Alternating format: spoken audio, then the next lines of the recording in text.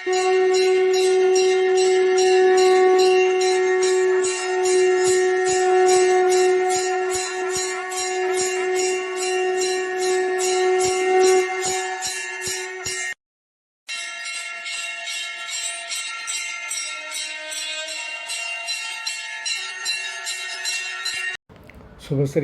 விஸ்வாச வருடம் சித்திரை மாதம் 13ஆம் தேதி 26/4/2025 சனிக்கிழமை மாலை 4:28 மணிக்கு புரட்டாதி நட்சத்திரம் 3ஆம் பாதத்தில் கும்பராசிக்கு ராகுவும், உத்தர நட்சத்திரம் 1ஆம் பாதத்தில் சிம்மராசிக்கு கேதுவும் பயிற்சியாகிறார்கள்.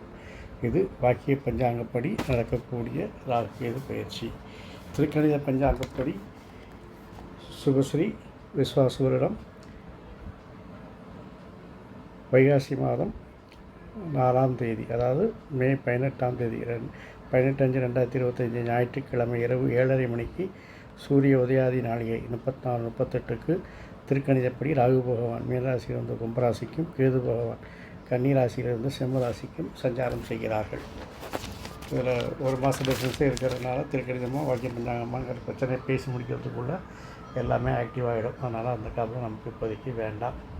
ராகுவும் கேதுவும் மற்ற கிரகங்களைப் போல முன்னோக்கி செல்வதில்லை, பின்னோக்கி செல்கின்றன. ஆனால் இந்த கிரகங்கள் தான் வாழ்வில் நாம் முன்னோக்கி செல்ல வழிகாட்டுகின்றன என்பதை அனுபவத்தில் உணரலாம்.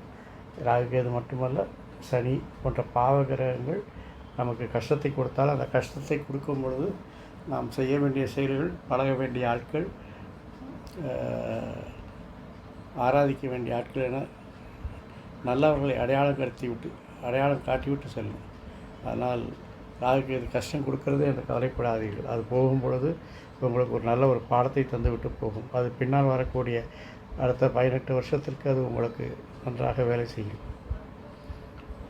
ஆகவே ராகு இது பயிற்சியால் 12 ராசிகளுக்கு எந்த விதமான சுப பலன்கள், அசுப பலன்கள் நடக்கப் போகின்றது என்பதை ஒவ்வொரு ராசிக்காக தனித்தனி பதிவாக பார்க்க போகிறோம்.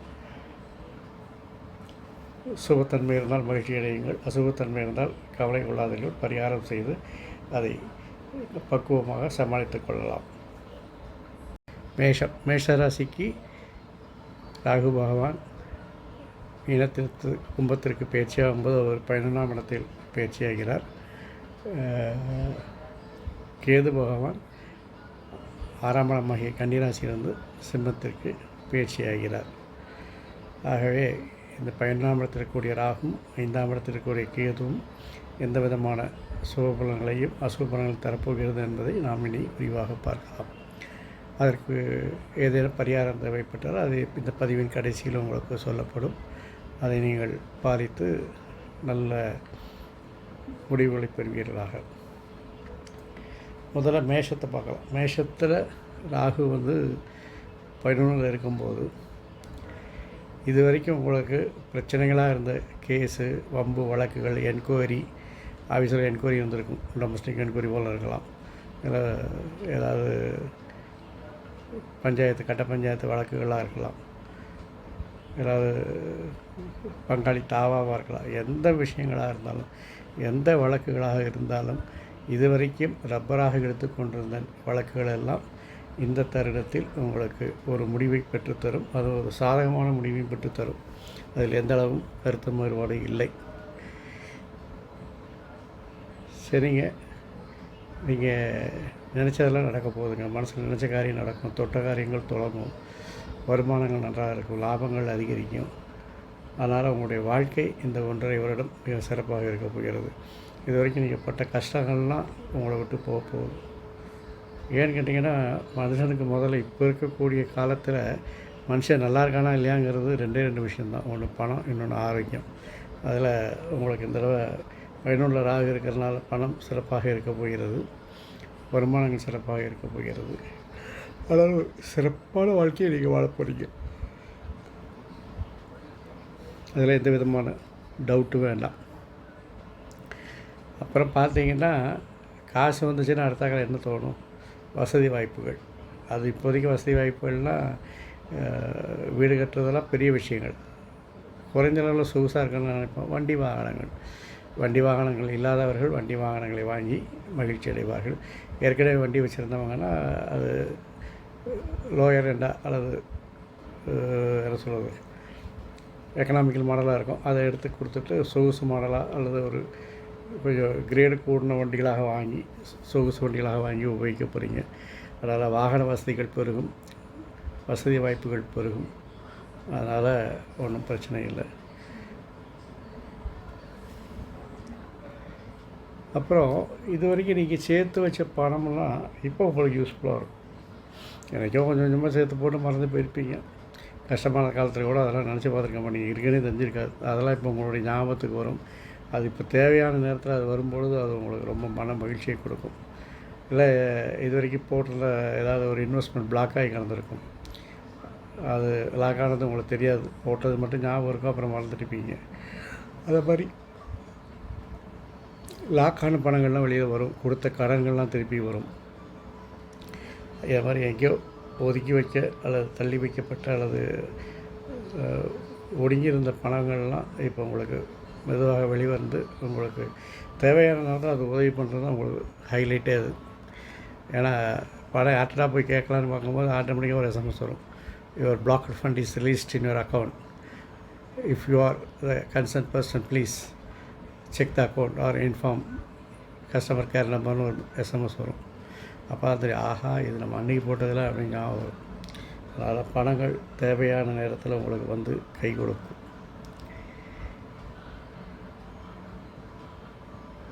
அப்புறம் குடும்பத்தை பொறுத்தவரையில் பார்த்திங்கன்னா சகோதரர்கள் ஆதரவு நன்றாக இருக்கும். சகோதரர் உங்களை ரொம்ப, அதுவும் மூத்த சகோதரர்கள்லாம் உங்களுக்கு ரொம்ப ஆதரவாக இருப்பாங்க.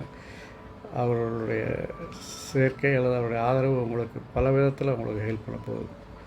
ஏன்னா கஷ்டமான காலத்துலையெல்லாம் யாரும் கண்டுக்காதவங்க இப்போ வந்து உங்களுக்கு ஆதரவு கொடுத்தாலும் குற்றம் சுற்றம் தேவை. அன்றைக்கி நீ இப்படி பண்ணேன்னு சொல்லி பழி வாங்குற மாதிரி நடந்துக்காதீங்க, சேர்த்துக்கோங்க. ஆட்கள் பலம், படபலத்தை கருத்தால் ஆட்கள் பலம் நமக்கு தேவை தான். வருகிற போது அதை வரவேற்றுக்கொள்ளுங்கள், பழி வாங்காதீங்க. அப்புறம் நட்பு வட்டங்கள்லாம் விரிவடையும், நண்பர்கள் அதிகமாக வருவார்கள். பின்ன 11ஆம் இடம்ங்கிறது 7க்கு 5ஆம் இடம். அதனால் எதிர்பாலினத்தினுடைய ஈர்ப்புகள் அதிகமாக இருக்கும். ஆணாக இருந்தால் பெண், பெண்ணாக இருந்தால் ஆணும், எதிர்பாலினத்தினுடைய ஈர்ப்புகள் அதிகமாக இருக்கும். அதனால் நண்பர்களுடைய சேர்க்கையிலையும் சரி, எதிர்பாலினத்தினுடைய சேர்க்கையிலையும் சரி கண்ணியமும் கட்டுப்பாடும் தேவை. அவர்களுடைய பேக்ரவுண்ட் என்ன தெரிஞ்சுட்டு பழகுங்க, வீணாக போய் வம்பல மாட்டிக்காதீங்க. ராகு இந்த மாதிரி ஒரு கவர்ச்சிகரமான விஷயங்களெல்லாம் உங்களை கவுத்துறதுக்கு ரெடியாக இருக்கும். அதனால் அதை நீங்கள் தான் ஜாக்கிரதையாக இருக்கணும். ரொம்ப லைட்டாக விஷயங்கள் தெரிய ஆரம்பித்தாலே ஒதுங்கிடுங்க. அதேமாதிரி ஆணாக இருக்கும்போது பெண்களுக்கு என்ன பிரச்சனை அப்படின்னு பார்த்திங்கன்னா, உங்களோட கிரேடு கம்மியாக, அதாவது உங்களுக்கு கீழே வேலை பார்க்குறவங்க அல்லது உங்களோட கேஸ்ட்டை காட்டில் ஒரு கம்மியான கேஸ்ட்டு அல்லது மாற்று மதம், இந்த மாதிரி ஒரு வித்தியாசமான பெண்களோடு உங்களுக்கு தொடர்புகள்லாம் ஏறும். அந்த தொடர்புகள் உங்களுக்கு துயரத்தை தரும் என்பதால் அதெல்லாம் ஜாக்கிரதையாக இருந்துக்கோங்க. பழக்கத்தோடு நிறுத்தி கொள்ளுங்கள். அதையே அட்வான்டேஜெல்லாம் எடுத்துக்காதீங்க, அதெல்லாம் பின்னால் பிரச்சனை ஏற்படும். பின்ன பெண் குழந்தைகள் உங்களுக்கு வீட்டில் இருந்ததுன்னா அவர்களால் உங்களுக்கு மதிப்பு மரியாதை கூடும், பாராட்டுகள் அதிகமாகும், புகழ் கூடும். அதனால் ரொம்ப மகிழ்ச்சி அடைவீங்க. ஆனால் பெண் குழந்தை இருந்ததுன்னா அவங்கள ஆராதனை பண்ணுங்க. ஏன்னா அவங்களால தான் உங்களுக்கு இந்த 1.5 வருடம் மிக சிறப்பாக இருக்க போகுது.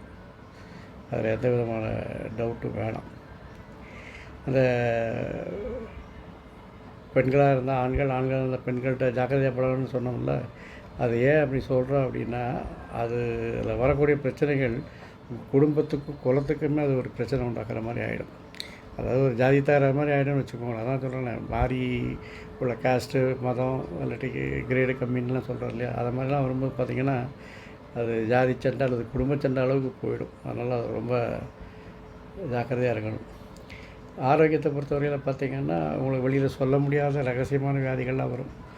ஆசனவாய், பிறப்புறுப்பு, வாய்க்குள்ள புண்ணு, இது மாதிரி வெளியில் சொல்ல முடியாத இடத்துல எல்லாம் உங்களுக்கு ஒரு வியாதிகள் வந்து அதை ஆரம்பத்தில் கண்டுபிடிச்சி அதுக்கு தகுந்த மருத்துவம்லாம் எடுத்துட்டிங்கன்னா ரொம்ப சிறப்பாக இருக்குங்க. அதனால் எந்த விதமான பிரச்சனையும் இருக்காது உங்களுக்கு. தந்தையோட ஆரோக்கியத்தில் நீங்கள் கொஞ்சம் கவனம் செலுத்தணும். ஏன்னா அவருக்கு ஆரோக்கிய குறைவுகள் ஏற்படுவதற்கான வாய்ப்புகள் அதிகம் இருக்கிறது. அதுக்கப்புறம் பார்த்திங்கன்னா உங்களுக்கு 45 வயசு 46 வயசு ஆகுதுன்னு வச்சுக்கோங்களேன். இந்த 45, 46, 47 வயசில் இருக்கிற இந்த 3 வயசுக்குள்ளே இருக்கிற ஆண்களுக்கு, பெண்களுக்கு இந்த ராகு கேது பயிற்சி சிறப்பாக இருக்கும். ஏன்னா இந்த காலகட்டத்தில் ராகு நல்லதே செய்யக்கூடியவர். அதனால் அந்த கட்டத்தில் இருக்கும்போது ராகு உங்களுக்கு எந்த விதமான கெட்ட பலனையும் உங்களுக்கு தரமாட்டார். அதனால் அதை பொறுத்தவரையில் கொஞ்சம் நல்லாயிருக்கும். அதுக்கப்புறம் பார்த்திங்கன்னா ஒரு நட்பு வட்டத்தில் ஜாக்கிரதையாக இருக்கணும்னு சொன்னேன் இல்லையா? அப்போது நட்பு வட்டத்தில் பேக்ரவுண்டு பார்த்து பழகணும்னு சொல்லியிருக்கேன். அப்போது சட்டத்திற்கு புறம்பாக செயல்படுவருடைய சொத்துக்கள், பொருட்களெல்லாம் நீங்கள் கையாளுற அளவுக்கு அந்த நட்பு இருந்துச்சுன்னா அதை கொஞ்சம் கவனமாக பார்த்து தவிர்த்துருங்க. பணம் புழக்கம் கையில் இருக்கும்போது சந்தோஷமாக தான் இருக்கும். நாளைக்கு பின்னால் ஏதாவது என்ஐஏ, இடின்னு வந்துச்சுன்னா பிரச்சனை தலைக்கு மேலே போயிடும். அதனால் இப்போ ஜாலியாக இருக்கேன்னு சொல்லிட்டு அதெல்லாம் பழகாதீங்க. அதை தான் சொல்கிறேன். நண்பர்களாக இருக்கும் பொழுது நண்பர்களாக இருந்தாலும் சரி, எதிர்பார்த்தவங்களாக இருந்தாலும் சரி, நட்போடு நிறுத்திக்கோங்க. அவங்களுக்கு உதவுறேன் பேர் வழின்னு சொல்லிவிட்டு அவங்க பொருளை வாங்கி நீங்கள் வச்சுக்கிறது, அப்புறம் கடைசியில் அவன் தப்பிச்சு போயிடுவான். பொருளை வச்சது நீங்கள் தான்ங்கிறதுனால உங்களை தூக்கி உள்ள தூக்கி போட்டுருவாங்க. அதனால் அந்த மாதிரி விஷயத்துலலாம் நீங்கள் கொஞ்சம் கவனமாக இருக்கணும்.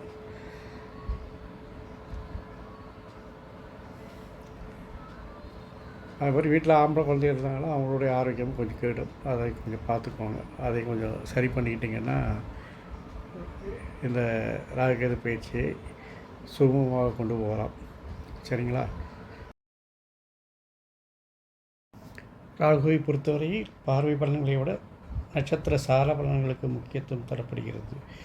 அதன்படி குருசாரத்தில் ராகு சஞ்சாரம் செய்யும் காலமாகிய 18/5/2025 முதல் 23/11/2025, அதாவது மே மாதம் 18ஆம் முதல் 12ஆம் தேதி முதல் நவம்பர் மாதம் 23ஆம் தேதி வரை புரட்டாதி நட்சத்திர காலில் குருசாரத்தில் ராகு பகவான் சஞ்சரிக்கிறார். இப்படி சஞ்சரிக்கும் காலத்தில் பயணங்கள் அதிகரிக்கும், பணத்தேவை உடனுக்குடன் பூர்த்தியாகும், வீடு மாற்றம், இடமாற்றம் ஆகியவை நினைத்தது போல் நடைபெறும், வாகன யோகம் உண்டு, வெளிநாட்டிலிருந்த உத்தியோகம் சம்பந்தமான அழைப்புகள் வரும், முன்னோர்கள் கட்டி வைத்து சிதிலமான கோயில்களை புதுப்பிப்பதில் அல்லது மீண்டும் திருப்பணி செய்வதில் உங்களுடைய பங்கு முக்கியமாக இருக்கும். திருப்பணி செய்து மகிழ்வீர்கள், பங்காளி பகை மாறும், தேங்கி கிடந்த பணிகளை சிறப்பாக செய்து முடித்து வெற்றி காண்பீர்கள். அடுத்தது 23/11, அதாவது நவம்பர் 23, 2025 முதல் ஆகஸ்ட் 2, 2026 வரை சுயசாரம், அதாவது ராகு சதய நட்சத்திரத்தில் தனது சஞ்சாரத்தை செய்யக்கூடிய காலமாக இருக்கும். இந்த காலத்தில் தொழில் வளர்ச்சி பெருகும், கரைந்த சேமிப்புகளை ஈடுகட்டுவீர்கள். அதாவது எங்கேயோ போட்டிருந்த பிளாக்கான சேவிங்ஸ்லாம் உங்களுக்கு நல்ல ரிட்டர்ன்ஸை தரப்போகுது. கூட்டு தொழிலிருந்து வெளியே வந்து தனியாக செயல்பட தொடங்குவீங்க. ஆடை ஆபரண சேர்க்கை உண்டாகும், கௌரவம் அந்தஸ்தெலாம் வரும். உத்தியோகத்தில் உங்களுடைய செயல்பாடு மேலதிகாரிகளை ஆச்சரியப்படுத்தி உங்களுக்கு புதிய பொறுப்புகளை வழங்கி உங்களை கௌரவப்படுத்துவார்கள். பொது வாழ்வில் இருப்பவர்கள் புதிய பதவிகள் கிடைக்கும். அடுத்து ஆகஸ்ட் 2, 2026 முதல் டிசம்பர் 5, 2026 வரை செவ்வாய் நட்சத்திரத்தில், அதாவது அவிட்ட நட்சத்திரத்தில் சஞ்சாரம் செய்கிறார்.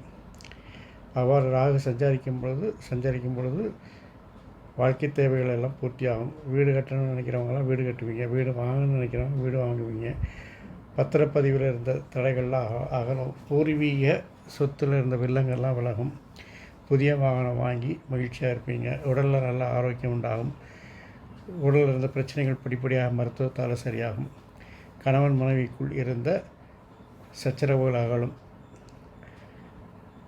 கொடுத்தது திருப்பி வராதுன்னு வச்சிருந்த கடன்கள், இன்வெஸ்ட்மெண்ட்டு இதெல்லாம் திருப்பி கிடைக்கும். ராகு மேஷத்துக்கு 11 வரும்போது கேது சமசப்தமாக 5ஆம் இடத்துக்கு பயிற்சி ஆகிறார். 6லேருந்து 5ஆம் இடத்துல பயிற்சி ஆகிறார். அதனால் இப்போ இருக்க காலகட்டத்தில் உங்களுக்கு படிக்கிறதுக்கான நேரம் நல்லா இருக்கும். படிக்கிறதுக்குன்னா நீங்கள் என்னமோ பிகாம், எம்பிஏ, சிஏலாம் நினச்சிக்காதீங்க. வாழ்வியல் படிப்பு, உங்களுக்கு பணம் சம்பாதிக்கிறதுக்கு என்ன படிக்கணுமோ, என்ன திறமையை கற்றுக்கணுமோ அதை கற்றுக்க போகிறீங்க நீங்கள். அதனால் என்ன ஆகும் அப்படின்னு கேட்டிங்கன்னா, நீங்கள் யாரையும் நம்ப வேண்டாம். நீங்கள் உங்களுடைய மனம் போன போக்கில் நீங்கள் செயல்பட்டு நல்ல பணம் சம்பாதிக்கலாம். அதே மாதிரி இந்த கலையில் நீங்கள் திறமைகள் அதிகம் வளர்க்கும் போது பல இடங்களுக்கு பிரயாணம் செய்வதற்கான வாய்ப்புகள் கிடைக்கும். அதெல்லாம் நல்லபடியாக இருக்கும். குழந்தை இல்லாதவர்களுக்கு இந்த 1.5 வருஷம் கொஞ்சம் புத்திர தோஷம் அதிகமாக தான் இருக்குது. அதற்கான மருத்துவங்களை எடுத்திங்கன்னா அடுத்த காலகட்டத்தில் அது பலிக்கிறதுக்கு வசதியாக இருக்கும். அதனால் நம்பிக்கையை விட்டு மருத்துவத்தை தொடராமல் இருந்துடாதீங்க. அதுக்கப்புறம் 5ல் கேது அப்படிங்கும்போது காலபுருஷனுக்கு 5ங்கிறது சிம்மம் சூரியன் இல்லையா. அரசாங்கத்தை வச்சுக்கூடாது. ஒழுங்காக டேக்ஸ் கட்டினா டேக்ஸ் கட்டிடணும். ஒழுங்காக ஃபைல் ரிட்டர்ன் பண்ணால் ஃபைல் ரிட்டர்ன் பண்ணிடணும். ஒழுங்காக income tax, property tax, corporate tax என்ன டேக்ஸ்லாம் அடைக்கணுமோ அதெல்லாம் ஒழுங்காக அடைச்சிடுங்க.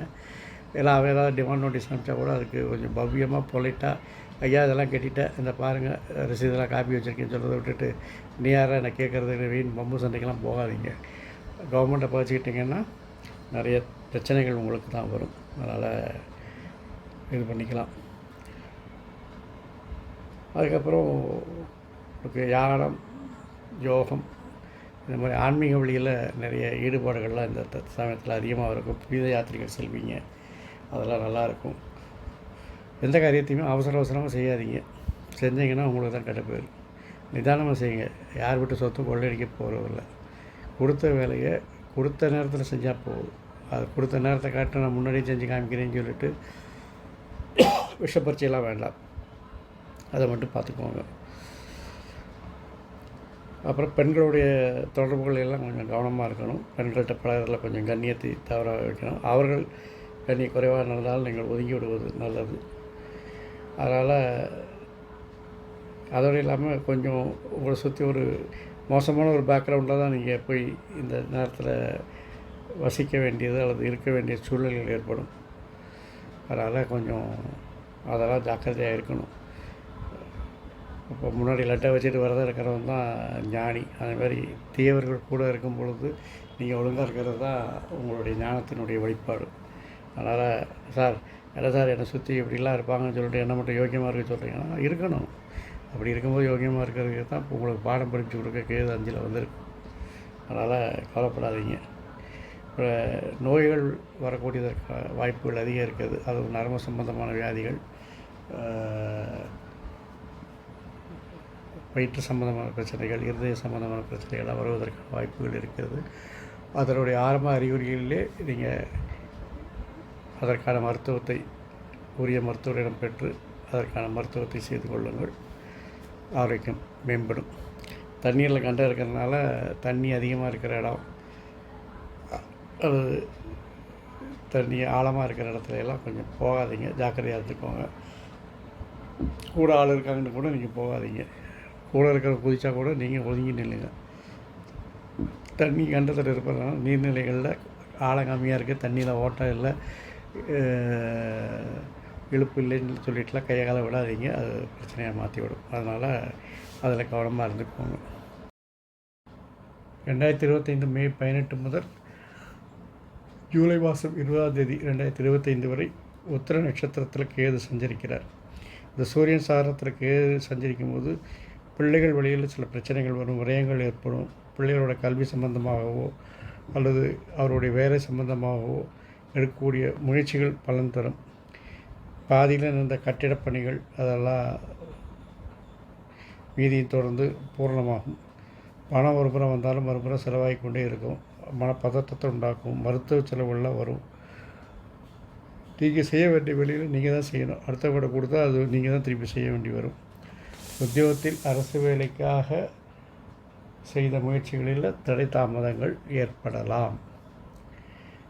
அடுத்தது கேது ஜூலை 20ஆம் தேதி முதல் மார்ச் 29, 2026 வரை பூர நட்சத்திரத்தில் சுக்கிரன் கிரக சாரத்தில் சஞ்சரிக்கிறார். அவ்வாறு சஞ்சரிக்கும் போது குடும்பத்தில் முன்னேற்றங்கள் ஏற்படும். குடும்ப விஷயங்களில் திருப்தியாக இருக்கும். சுபகாரியங்கள் நடக்கும். கொடுக்கல் வாங்கல்லாம் நல்லாயிருக்கும். இல்லத்தில் சுபகாரியங்கள், அதாவது கல்யாணம் அல்லது குழந்தை பிறப்பு, இது போன்ற புதிய சுப நிகழ்ச்சிகள்லாம் நன்றாக இருக்கும். ஆடையாபரண சேர்க்கை வரும். வணிகம் வியாபாரம்லாம் நல்ல முன்னேற்றத்தை கொடுக்கும். உயரதிகார ஆதரவோடு கேட்ட சலுகைகளை பற்றி வேலையில் நல்ல வசதியாக இருப்பீர்கள். வாழ்க்கை துணைக்கும் வேலை கிடைத்து அதன் மூலம் வருமானமும் வரக்கூடிய நேரம் இது. பிறகு மார்ச் 29, 2026 முதல் டிசம்பர் 5, 2026 வரை கேது சுயசாரமாக மக நட்சத்திர காலையில் சஞ்சரிக்கிறார். அவ்வாறு கேது மக நட்சத்திரத்தில் சஞ்சரிக்கும் பொழுது பூர்வீக சொத்து சம்பந்தப்பட்ட பிரச்சனைகள் அகலும். அதில் இருந்த வெள்ளங்கள் சரியாகும். கோர்ட்டில் கேஸு போட்டிருந்தீங்கன்னா பெண்டிங்காக இருந்ததுன்னா அதெல்லாம் நல்ல சாதகமான தீர்ப்புகளாக வரும். தொழிலில் வியாபாரத்தில் இருந்த போட்டிகள்லாம் இருந்தாலும் அதெல்லாம் சமாளித்து வெற்றி காண்பீங்க. குடும்ப ரகசியத்தை 3ஆம் நபரிடம் பகிர்ந்துக்க வேண்டாம், அது சில பிரச்சனைகளை கொடுக்கும்.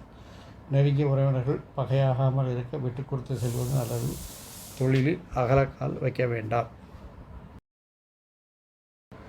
ராகு உங்களுக்கு பிரச்சனை கொடுக்குறன்னா மாதிரி இருக்கிறத அவாய்ட் பண்ணணுன்னா என்ன செய்யணும்னா, நீங்கள் சிவன் கோயிலில் இருக்கக்கூடிய சிவதுர்க்கையை செவ்வாய்க்கிழமை அன்னைக்கு ராகு காலத்தில் போய் வழிபடணும்.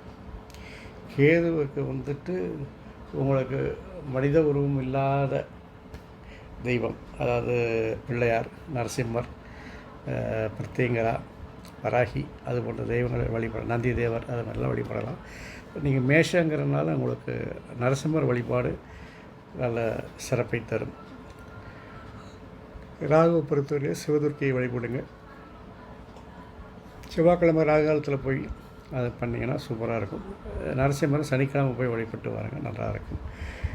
கருப்பு நாய்களுக்கு பிஸ்கட்டு அல்லது உணவு அளிப்பதன் மூலம் ராகுனுடைய பிரச்சனைகளை தவிர்க்கலாம். கேதுவை பொறுத்தவரையில் பார்த்திங்கன்னா யானை அல்லது பசுக்களுக்கு தீவனம் கொடுப்பதன் மூலம் உங்களுடைய பிரச்சனைகளை குறைக்க அது உதவிகரமாக இருக்கும். அதனால் அசுபப்பணங்களை கண்டு பயப்படாதீர்கள். நேர்மையாகவும் சுறுசுறுப்பாக இருந்தால் எந்த கிரகமும் உங்களை ஒன்றும் செய்யாது. அதோடு இல்லாமல் என் அப்பன் செந்தூர் முருகன் உங்கள் எல்லோருக்கும் எல்லா கிரக பயிற்சியிலிருந்தும் உங்களுக்கு நல்லதையே மட்டும் தருவார் என அருள் புரிவாராக. இங்கனம் ஸ்ரீ விசாக ஜோதிடத்தின் சிவகுருநாதன். நன்றி, வணக்கம். ஆறுமுகம் அருளிடும் அனுதினமும் ஏறுமுகம் எனும் மந்திரத்தை தினமும் 6 முறை சொல்லிவிட்டு உங்களுடைய நாளையோ அல்லது புதிய காரியத்தை தொடங்குங்கள். இந்த நாள் இனிதாக அமைவதுடன் உங்கள் காரியங்கள் சித்தி வரும்.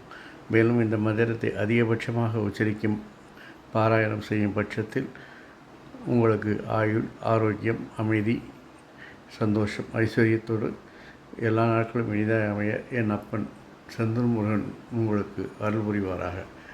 வாழ்க வளமுடன், வளர்க சுகமுடன்.